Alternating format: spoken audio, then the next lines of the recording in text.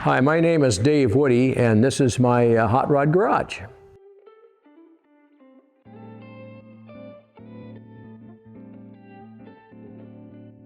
This car is a 1954 Sunbeam Alpine Roadster. It's got kind of an interesting history. The same car and model was Grace Kelly and Cary Grant drove in To Catch a Thief, the Alfred Hitchcock movie. It was also driven by the famous racer Sterling Moss, who won the Alpine Rally in this car, and I believe it was in '53 and '54. It's a four-cylinder overhead valve, about 2,500 cc's, has a 5-speed transmission, and just a lot of fun to drive. This is a 1969 Plymouth Roadrunner. It's a totally original car. It's got the 383 engine with a 335 horse. It's a 4-speed car. It was totally restored, a turnstile restoration of it. And I've had it for maybe about 10 years, I guess. This is a 1968 Chevrolet Super Sport. It was an interesting story. The fellow that I bought it from had a speedboat that had a 454 engine in it. And he always wanted to build an engine, so he swapped engines. He took the 396 engine out of this car, put it in the boat, and took the 454 and punched it out to 468. The transmission was built by the toy shop out in Upland.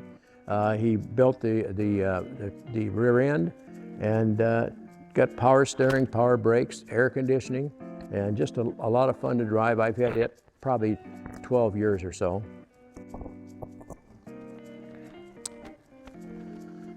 The next car is my 1948 Oldsmobile Woody Wagon. I've had this car for 31 years now. It is it's a flathead 8, has about 257 cubic inch. Kind of a rare car. I made about 1,000 of these, whereas they made about 10,000 48 Fords, to give you an example. And it's really been a great car. Gets a lot of attention, a lot of fun to drive. The last car here is kind of the iconic 1940 Lincoln Zephyr. This car had the design on it, the sloping design that all of the customizers like George Barris and all them. A lot of these cars were in the Roadster shows, and that they also made what they call a tail dragger. And they dropped the rear down all the way almost to the ground and left the front so they're coming on a slope. It has a V12 engine that's 292 cubic inch. Car's probably got about 120 horsepower, so it's not a hot rod. And but it was kind of a classic hot rodder type car. This is part of my neon clock collection. The idea, of course, is to have these and restore them. We put new motors in them because they tend to overheat. They had the old tar transformers. Sometimes they'd get hot and heat up, and you'd actually could have a fire. So all of these clocks, we replaced the motors and the transformers to more modern ones. These are all pump signs, and some are well signs. These are from various, of course, service stations. One of the ideas was to have restored this Texaco sign so it matches the Texaco. Here we got the Gulf signs. This clock here was actually just made up. There was a Woody Chevrolet in Anaheim, but my neon guy actually just made it up. It wasn't a real clock. Some of the other signs, of course, on the top are neon signs.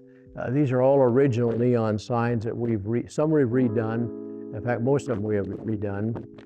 And then here's another dealer sign here. This is a Mopar, which, of course, went to Chrysler, Dodge. All the different dealers would get these clocks. And the reason, of course, they're rare is that you couldn't just go down and buy one of them. They were just made for that particular dealer. This is kind of a rare sign here. It was Standard Oil in those days would have some of the operators and owners of the stations would also have maybe a little motel or a little store. And of course, it's the Standard on the top. You can see that. And then another dealer clock that's quite rare is a Deck Chevrolet, which actually was in the Deck Chevrolet in New York. It's the same manufacturer as the Oldsmobile. And then the Ford clock here was a parts, that probably ended up in the parts department. And of course the shell, most of these have all been restored. Just kind of walk back over here.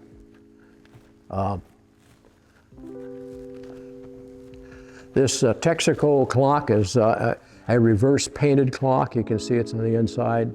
The mobile, of course, is an original sign. This one my guy made up just for fun. As you can see, it's kind of whimsical. And then the Union 76 clock.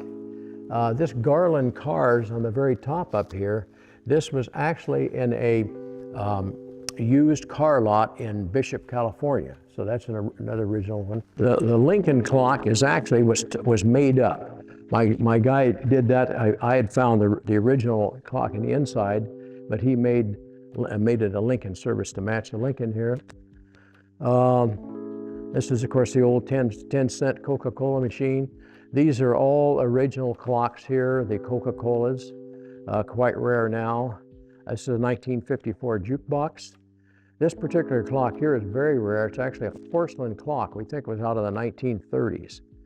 And the bar is out of the 60s, a tuck and roll bar. And then the cafe sign is an original porcelain sign. And then I also, same as this, the Marjorie's Diner was my mother's name. And that was, we created that around a original clock. And then this was, the Flamingo is an original. And then now this Atlas tire sign here, this was never really an original neon sign. This was done later, and this is quite common now where people will take some of the old porcelain signs, they'll put what we call a box around it. And then it's the same as this Atlas sign. This was not, it was just a porcelain sign. It was not neon, and as well as the Valvoline. So these three right here were all made up signs. The Atlas batteries, this is a very rare clock here with the reverse paint. My guy did a fabulous job on that. And then continuing around, this Texaco sign here was actually, you can see on it there's a date of 1939. So it's an old tin sign, and my guy also just neoned that. This OK sign is an original.